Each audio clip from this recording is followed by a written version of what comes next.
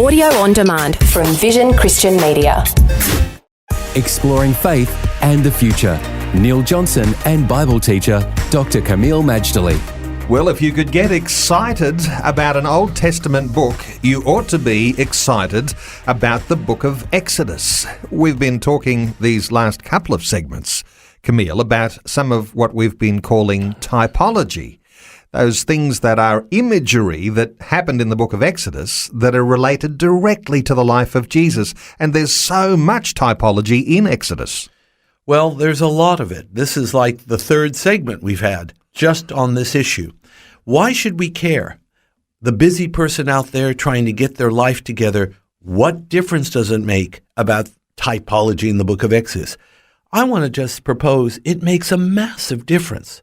The typology is given so we can take a grasp of spiritual truth in a manner that is understandable.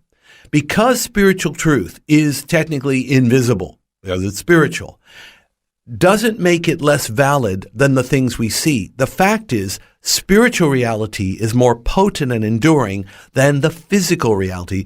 What does Scripture say? Paul says, in the things that are seen are temporary. The things that are unseen are eternal. We have to have eternity in mind. If we don't, we are walking into a future that is very bleak. To get this point across, the book of Exodus is about nothing less than salvation itself. To convey that salvation, we have everything from the Passover lamb to the hyssop to the tabernacle. These things are teaching us and priming us to receive the gospel of Christ. We learned about that Christ is actually called our Passover lamb in 1 Corinthians 5 and verse 7. Remember something, Neil. The lamb had to be eaten in the Passover. His blood was used to keep the death angel from touching whoever lived in the house, so they daubed the windows and doors with the blood, but he had to be eaten, and he had to be eaten quickly. Doesn't that remind you of something else?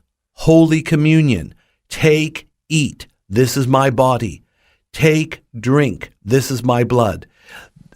It's not the most, it's very graphic, but this is the essence of salvation. Our Passover lamb that keeps us from going to hell and condemnation has been offered. So when we think of the Passover lamb having been slain, the blood put on the doors and the windows, but there's a whole Passover meal that in itself has meaning for us when we reflect on Christ. Think of the Passover meal. The Jewish people have been observing this for over 3,000 years. Let me tell you the parts I still remember. One part is they've got 3 pieces of unleavened bread, and it's wrapped in one cloth. What imagery does that conjure up, Neil? 3 wrapped into one. What you tell me? The Trinity. The triune God. But listen to this. They take the middle piece, they break it, and then they wrap it in cloth and put it away until the 3rd cup. What does that talk about? Christ crucified in the tomb. But the 3rd cup represents what? Well, he rose on the 3rd day. Very good. This happens year after year after year. That's why Messianic groups do what is called Christ in the Passover.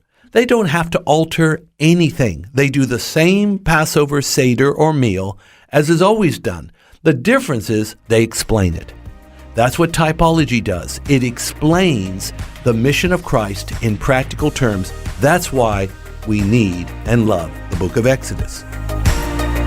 Faith and the Future with Neil Johnson and Dr. Kameel Majdali from Teach All Nations. For more from Dr. Majdali, including books and DVDs on prophecy, Bible commentaries, plus today's and other episodes of Faith and the Future, go to vision.org.au.